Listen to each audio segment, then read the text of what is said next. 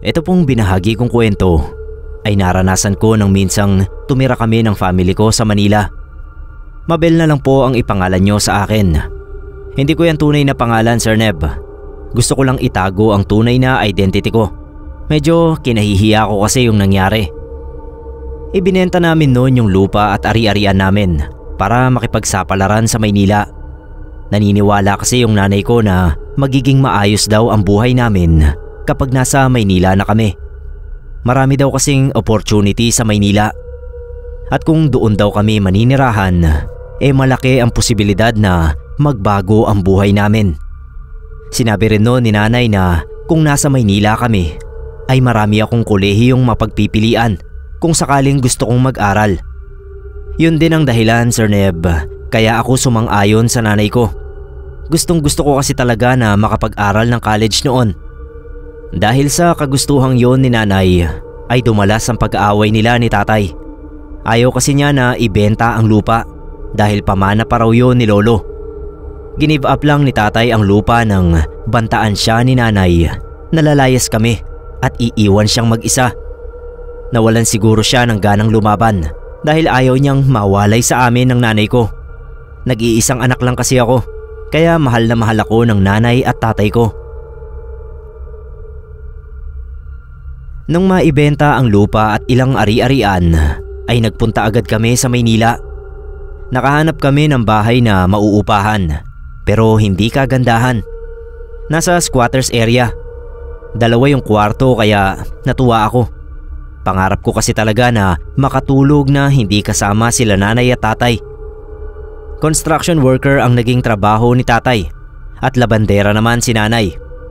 Kaka-college ko lang nun at 17 years old na.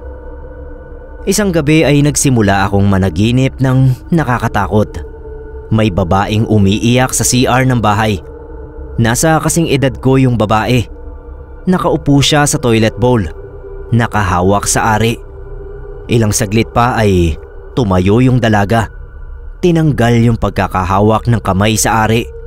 Pagkatapos ay umagos ang napakaraming dugo mula sa ari niya pababa sa kanyang hita. Iiyak ulit yung babae at sisigaw matapos makita yung dugo. Pagkatapos nun ay magigising akong pawis na pawis. Panaginip yun na hindi ko kinwento kay nanay at tatay. Sa mga sumunod na gabi ay iba-ibang panaginip na naman ang nararanasan ko. Sa isang panaginip ay puwersahan akong pinapatungan ng isang lalaki na hindi ko kilala. Minsan naman ay ako yung nasa katawan ng dalagang umiiyak sa CR. Sir Neb, ito na yung mga panahon na nagsisimula kong mahuli na kakaiba ang mga tingin sa akin ng tatay ko. Sa huling panaginip ko sa bahay na tinirhan namin ay muli kong nakita yung dalaga. Nakahiga yung hubad na katawan niya sa maduming kutsyon na may tatak na Hello Kitty. Nakabalot ng mantsyadong kumot yung ibabang bahagi ng katawan niya. Umiiyak siya habang napapaligiran ng 3 lalaking nakahubad. Puwersahan siyang hinihila ng 3 lalaki na parabang gusto ng mga itong hatiin yung katawan niya. Kadiliman lang ang nakita ko pagtapos nun. Maya-maya ay mga tinig ang maririnig ko. Naka-jackpot tayo pare, ang bata pa nito. Magkano bang binayad mo kay paring Naldo? Bago matapos ang panaginip ay makikita ko ulit yung dalaga. Nasa CR pero hindi na dugo sa kanyang singit ang tinatakpan ng mga kamay. Umiiyak pa rin siya ng paulit-ulit habang nagmumura. Hindi rin ako tumagal sa bahay na yon, Sir Neb. Lumayas ako sa amin. Salamat sa mga pangitain sa panaginip ko. Hindi ko lang po pala isang beses nakitang malagkit ang pagkakatingin sa akin ng tatay ko. May mga madaling araw na pinapasok niya ako sa kwarto at pinagbabantaang papatayin niya ako. Kami ng nanay ko. May isang beses pa nga na niyaya niya akong sabay kaming maligo. Nakakadiri talaga. Parang hindi na yon ang tatay na nakilala ko. Binago siya ng kalupitan ng buhay sa Maynila. Hindi naman niya nagagawa ang panggagahasa. dahil natutunan kong mabisang panlaban ang magtabi ng kutsilyo malapit sa higaan. Tinatakot ko siyang uunahang papatayin kung sakali man. Bago umalis doon sa bahay ay nalaman kong kaya pala nagbago si tatay ay dahil na-addict siya sa shabu. At ang mas kahindik-hindik ko pang nalaman ay ang history ng bahay namin. Dati daw ay may dalagang binenta ng tatay-tatayan. Binenta siya sa mga lalaking kabarkada nito at pare-pareho silang adik sa ipinagbabawal na gamot. Literal na naging impyerno ang bahay na yon para doon sa babae. Kung nasaan na raw yung dalagang yon ay walang nakakaalam. Ilang taon lang ang lumipas pagkatapos kong lisanin yung bahay na yon, Sir Neb, ay binawian ng buhay ang tatay ko. Sumunod din ang nanay ko, makalipas lang ang ilang taon. Ngayon, Sir Neb, kapag naaalala ko yung mga nangyari, ay nalulungkot talaga ako. Siguro kung hindi na lang kami umalis kagaya ng gusto ni tatay, ay buo pa rin ang pamilya namin hanggang ngayon.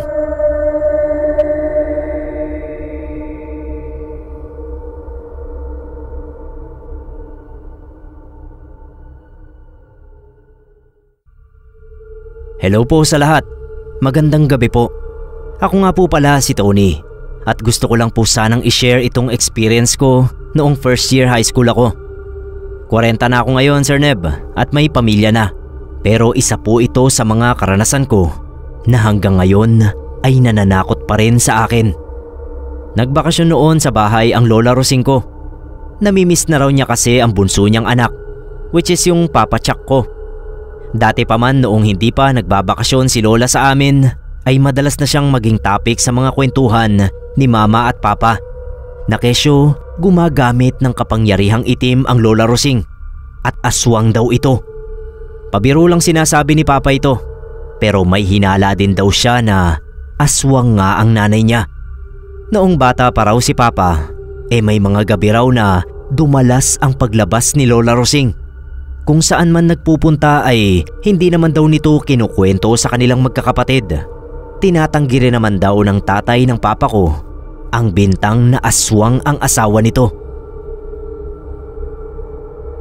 Pero lumakas daw ang hinala ni Papa Chuck noon na aswang si Lola. Ilang beses daw kasi itong umuuwi na maraming pera. Ang hinala nilang magkakapatid ay ginagamit daw nito ang pagiging aswang at lakas ng pang-amoy para matuntun ang mga lasing na nakakatulog kung saan-saan at pinagnanakawan. Marami daw kasi silang nakikitang wallet at ID sa kung saan-saang parte ng bahay nila. Noong tanungin ko si Papa Chuck kung bakit hindi siya takot kay Lola, sinabi niyang bakit daw siya matatakot sa nanay niya. Siya ang pamamanahan ng itim na hiyas kung sakali. Tsaka sabi pa ni Papa, kahit aswang ang nanay niya ay wala naman siyang nabalita ang kinain nito. Kaya ang isa pang hinala niya ay hayop lang daw sa gubat ang kinakain ng kanyang ina. Nanonood ako ng TV noon nang magpaalam si Lola Rosing na lalabas siya. Gabi noon, kaya tinanong ko kung saan siya pupunta. Pero hindi sumagot si Lola. Ang sabi niya lang sa akin ay wag na siyang hintaying makabalik. Siguraduhin ko raw na nakalak ang mga pinto dahil baka mapasok kami ng magnanakaw. Dahil sa sofa naman ako natutulog noon at walang pasok kinabukasan, kaya sinunod ko yung payo ni Lola. Nilak ko lahat ng dapat ilak, pati mga bintana ay siniguro kong nakasara. Kampante ako na ilang katok lang ni Lola sa pinto, magigising na ako. Tulog manok kasi ako, Sir Neb. Mabilis akong magising kahit katiting na ingay lang. Nung matapos yung pinapanood ko at wala na akong mahanap na matinong palabas, ay pinatay ko na yung TV. Kinuha ko yung kumot at unan ko sa kwarto at nahiga na sa sofa. Pinikit ko yung mga mata ko. Madaling araw na noon nang magising ako dahil sa ingay na nagmumula sa labas ng bahay. Parang may asong hinihingal o mas mabuting sabihin na umuungol dahil magkahalong paghinga at ungol ng aso ang naririnig ko. Pagkatapos, nakarinig ako na may nag-switch ng ilaw. Kinilabutan ako dahil Hindi ko naman narinig na may bumaba ng kwarto nila mama at papa. Imposible ring mabuksan yung pinto malapit sa sofa kung saan ako nakahiga dahil naka-double lock yun. Pagtingin ko sa sala, nandoon si Lola, nakatayo sa harap ng ref, umiinom ng tubig. Sa sobrang takot ko ay pinikit ko uli yung mga mata ko at nagtulog-tulugan na lang. Narinig kong naglakad si Lola Rosing papunta sa switch ng ilaw. Pinatay niya yon. Nakita ko yon habang nakatalukbong ng kumot. Narinig ko ulit yung magkahalong ungol at hingal. Sunod naman ang huli kong narinig ay may hayop na tumatakbo papalayo sa bahay namin. Lumabas na ulit si Lola Rosing. Hindi na umuwi si Lola kinaumagahan, Sir Neb. Ang sabi lang nila mama at papa ay kinailangan daw niyang umuwi agad sa probinsya kaya hindi na nakapagpaalam sa akin. Kinuwento ko kay tatay yung karanasan kong yon at ang sabi niya lang sa akin, wag ko na lang daw isipin dahil ganoon daw talaga ang lola ko.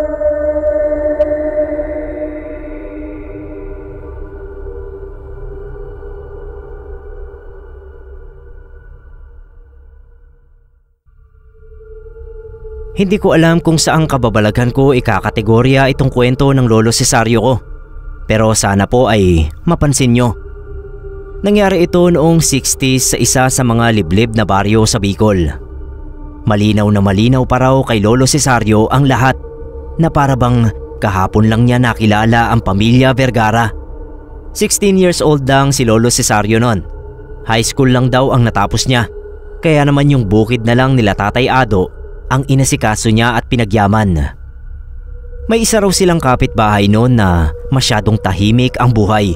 Talaga raw sigurong pinanindigan ng mag-asawa ang paglagay sa tahimik, kaya ganoon. Mahilig daw magbasa ng mga libro yung buong pamilya Vergara, sabi ni Lolo Cesario. Kaya ang tanging alam niya raw doon sa estrangherong pamilya ay mga edukado ang mga ito. Hindi naman daw masama at hindi rin masasabing mabuti ang pamilya Vergara dahil hindi nga ito madalas makisalamuha sa mga tao sa maliit nilang baryo.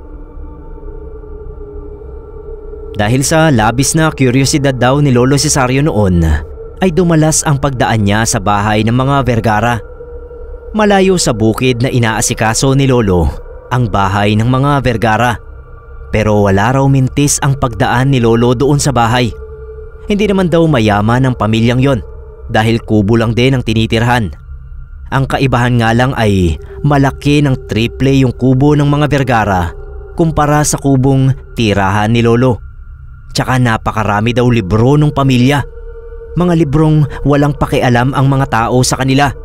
Dahil nga karamihan sa mga residente ay hindi nakapag-aral, kaya wala silang interes sa pagbabasa. Sa baryo nga nila ay siya lang daw ang nagkahilig sa pagbabasa kahit konti. Mga alamat daw ang nakahiligan noon ni Lolo Cesario.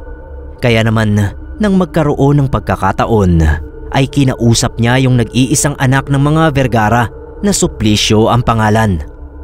Nakatambay daw yon sa isang puno ng mangga habang nagbabasa ng libro ng lapitan ni Lolo.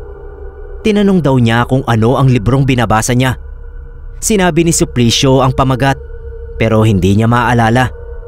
Pagkatapos ay tinanong niya kung may libro daw ba ito ng mga alamat. Pwede daw ba siyang makahiram? Umalis agad si Suplicio. Inabot sa kanya ang libro ng mga alamat. Sinabi niyang isusoli niya agad yon pagkatapos basahin. Doon na nagsimula ang pagkakaibigan nilang dalawa ng Suplicio. Nalaman din ni Lolo Cesario na kaya raw pala ilag ang pamilya ni Suplicio sa mga kabaryo ay dahil ayaw nitong makipagkaibigan dahil darating din daw ang panahon na aalis ang mga Vergara. Parte daw kasi yon ng trabaho ng nanay at tatay nito. Naisip ni Lolo baka mga scientist o researcher yung mga magulang niya.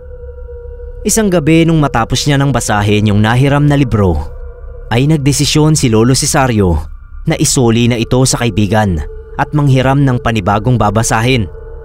Naglalakad siya papunta sa bahay ng mga Vergara nung makakita siya ng napakatingkad na asul na liwanag. Sa takot daw ni Lolo ay hindi na siya tumuloy sa bahay ng kaibigan at ipinagpabukas na lang ang pagsusoli ng libro. Pagsapit ng umaga ay dali-dali siyang nagpunta sa bahay ni Suplicio. Nasa tapat na siya ng pintuan nang maalala niyang hindi niya nadala yung librong isusoli sana. Pagsilip ni Lolo Cesario sa bahay ay nakaramdam siya ng hindi maipaliwanag na kilabot. Nanlamig daw yung katawan niya, tapos nanlambot yung tuhod niya. Wala daw kasi yung mga Vergara sa loob ng bahay. Yung mga gamit ay naiwang lahat. Unang naisip noon ni Lolo, baka umalis lang yung pamilya Vergara. Sandaling napanatag yung loob niya. Wala namang magnanakaw sa baryo nila, kaya hindi siya nag-alala na baka may magka-interes sa gamit ng mga Vergara. Pagkalipas ng ilang linggo ay sinabi na ni Lolo Cesario sa tatay niya yung nangyari at muli siyang nakaramdam ng hindi maipaliwanag na kilabot nang sabihin ng tatay niya na walang ganoong klaseng pamilya sa maliit na baryo nila. Para ipaglaban na totoo ang sinasabi ni Lolo, ay hinanap niya yung librong hiniram kay Suplicio. Halos baliktarin daw ni Lolo yung kubo nila nun, pero hindi niya nahagilap yung libro. Nung ipinaturo sa kanya ng tatay niya yung tirahan ng sinasabi niyang Vergara, ay magilas na sinamahan ni Lolo yung tatay niya.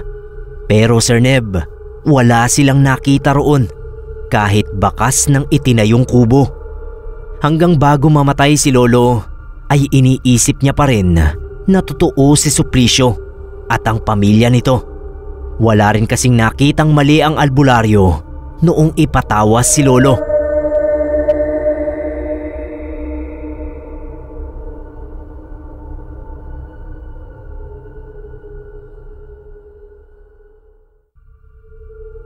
Kwento ito ng Tita Lani ko nung minsang mangupahan sila sa Cavite. 5 sila na tumira sa bahay na inupahan nila. Si Tito Robin na asawa niya, pati yung 3 anak nila na sina Letty 4 years old, Monty 6 years old at si Susie na 8 years old nung time na yon. Maganda yung bahay na naupahan nila sa Cavite. Sakto sa malaking pamilya tulad nila. Up and down with 2 rooms tsaka may garahe na ng sasakyan. Ang downside nga lang ay wala masyadong bata doon sa lugar. Tsaka ang makikita sa likod ng bahay ay matataas na talahib at mga puno.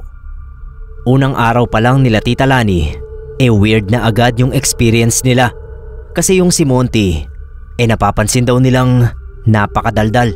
Hindi naman daw dating ganoon kadaldal yung uniko iho nila. Tsaka may mga pagkakataon daw na nakikita ni Tita Lani si Monty na nagsasalita kahit mag-isa. Para daw may kinakausap na hindi niya nakikita. Nung ikwento yon ni Tita Lani kay Tito Robin, ay binara lang siya nito at tinawanan pa. Para daw hindi nagdaan si Tita Lani sa pagiging bata. Wala raw ba siyang imaginary friend? Yun ang sagot sa kanya ni Tito Robin. Makalipas ang 1 linggo ay nagsumbong kay Tita Lani yung 2 babae nila. Tinatakot daw kasi yung 2 ni Monty na isusumbong sa kaibigan niya. Nagagalit daw kasi yung kaibigan niya kapag maingay ang mga bata. Nung pagalitan daw ni Tita Lani si Monty, kinilabutan daw si Tita nang sabihin ng anak niya na wag daw siyang pagalitan kasi nagagalit daw yung kaibigan niya. Baka saktan ka niya, Mama. May pagbabanta pa raw na sabi ni Monty. Siyempre sinabi yon ni Tita kay Tito Robin na lumalakas daw ang loob ni Monty na sumagot-sagot dahil kinukonsinti raw ni Tito Robin at pinagtatanggol pa raw dahil totoo ang imaginary friend nito. Yung pinakadahilan kung bakit umalis sila sa bahay na yon sa Cavite ay ito na nga. Naglalaro daw si Letty at Susie sa kwarto ng mga ito nang bigla raw magsisigaw yung 2 bata. Humihingi raw ng tulong. Mabuti na lang daw at nasa kabilang kwarto lang si Tita Lani at nagtutupi ng mga nalabhang damit. Kaya agad siyang nakapunta sa pinagmumulan ng sigaw. Nanlaki raw yung mata niya nang makita na nakaangat sa ere si Susie na parabang may nakasakal dito na hindi nakikitang nilalang. Segundo lang naman yung nakita niyang pagkalutang ng anak dahil bumagsak din agad ito sa sahig. Mabuti na lang at hindi masama ang bagsak ng bata at paa ang nauna. Pero kahit ganoon ay takot na takot daw si Tita Lani, to the point na hindi niya talaga iniwan yung mga bata. Nang mayakap niya raw si Susie at masigurong ayos lang ay tinanong niya si Letty kung nasaan ang kuya nito. Tinuro daw ni Letty yung pinto at muntik pang mapasigaw si Tita Lani kasi wala naman daw doon si Monty pagpasok niya kanina. Ang laki raw ng pagkakangiti ni Monty na para bang nasayahan pa ito sa nangyari sa ate niya. Pagdating ni Tito Robin galing trabaho ay kinwento ni Tita Lani ang nangyari. Tinawag nila si Monty pati na yung dalawa pang anak. Ang kwento ni Monty ay kaibigan niya raw yung nagalit sa ate Susie niya. Ang ingay-ingay daw kasi nung ate niya kaya nagalit yung kaibigan niya na mabalahibo at maitim. Ayon na rin kay Monty, hindi naman daw nito sasakta ng ate niya at tinatakot lang. Bago matapos yung pagtatanong nila kay Monty ay sinabi nitong nakatira lang daw sa malapit yung kaibigan niya. Sa likod bahay lang daw nila kung saan may matataas na talahib at mangilan-ngilang puno. Hindi nagtagal sa bahay na yon ang pamilya ni Ate Lani. Umalis din sila agad at naintindihan naman ng may-ari. Wala raw pala talagang tumatagal doon sa bahay, lalo na kapag maiingay ang mga nangungupahan o yung may mga anak. Ang sabi pa ng may-ari ay may nakakita na raw sa nilalang na nakatira doon sa bahay. Kapre daw ito, sabi ng nakakita. Humingi ng paumanhin yung may-ari at sinabi niyang business niya kasi yon, kaya hindi niya sinasabi ang kwento sa mga nangungupahan unless paalis na sila. Naintindihan naman yon nila Ate Lani at hindi sila nagtanim ng sama ng loob doon sa matandang may-ari ng bahay. Si Monty umiyak daw ng umiyak bago sila umalis ng bahay. Naawa naman sila sa anak nila pero pinaliwanag nilang ang ginawang pag-alis ay para na rin sa kaligtasan nilang magkakapatid.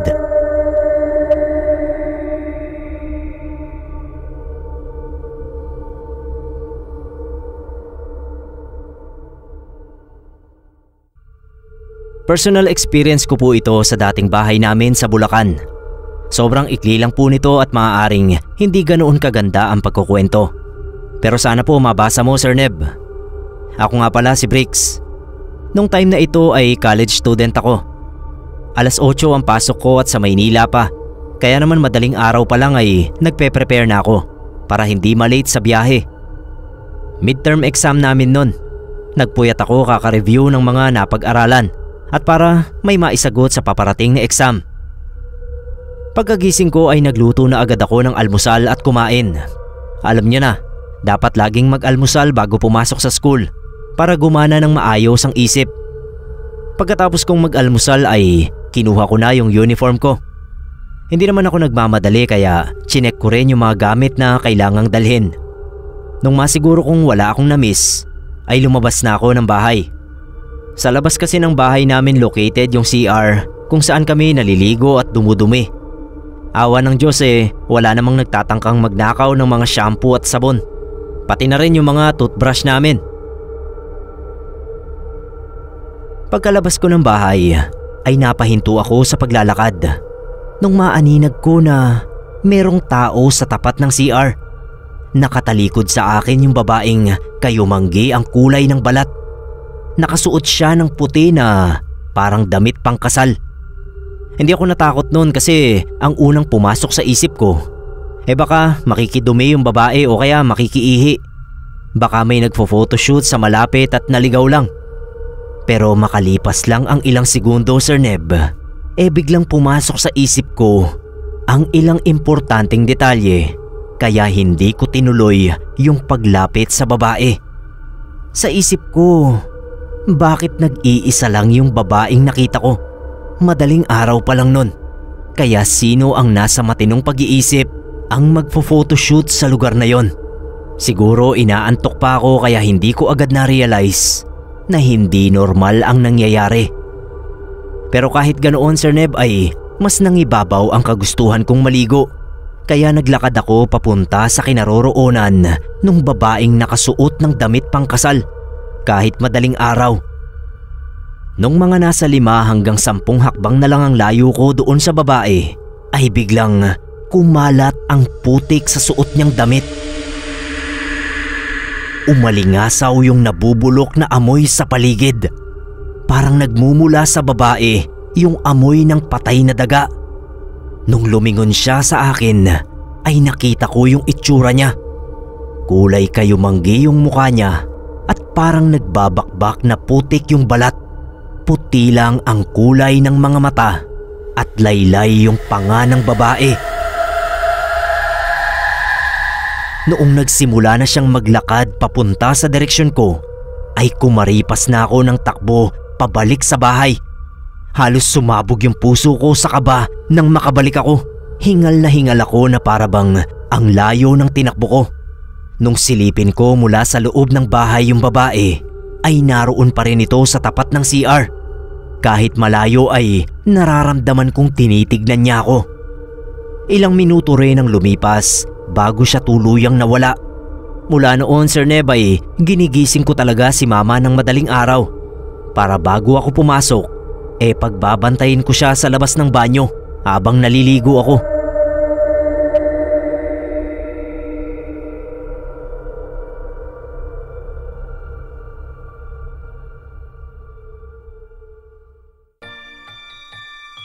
Mga kapasta, pinopromote ko lang po yung side channel ko na Digma Horror Stories. Horror stories po na binabasa habang sinasabayan ng nakaka-relax na tunog at visuals ng ulan. Tamang-tama pong pampatulog ang channel na ito.